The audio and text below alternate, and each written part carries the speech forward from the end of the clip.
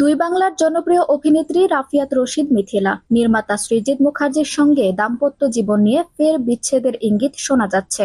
সৃজিত ও মিথিলা ভালোবেসে বিয়ে করেছিলেন, কিন্তু এক ছাদের নিচে তাদের দেখা হয় খুব কম। কাজ নিয়ে দুজনেই ভীষণ ব্যস্ত। চলতি মাসের 23 সেপ্টেম্বর ছিল সৃজিতের জন্মদিন।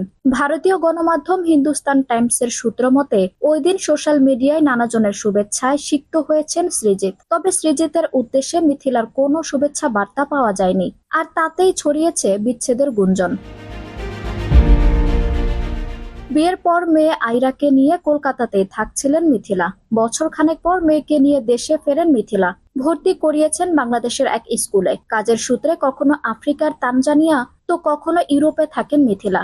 সময় সুযোগ পেলে স্বল্প দিনের জন্য ফেরেন কলকাতায়। দুজনের এই দূরত্বের কারণেই সৃজিত মিথিলার দাম্পত্য নিয়ে ফিসফিসানির শেষ নেই।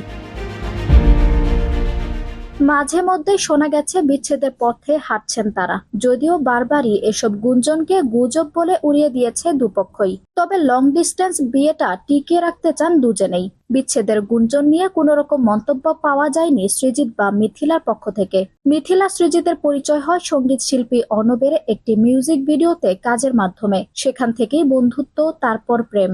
সৃজিতের সঙ্গে বিয়ের আগে জনপ্রিয় সঙ্গীত শিল্পী তাহসানের সঙ্গে মিথিলার বিয়ে হয় 2006 সালের 3 আগস্ট। তাদের বিচ্ছেদ হয় 2017 সালের জুলাইয়ে। আঞ্জুম হক আরবি, টাইম নিউজ ডেস্ক।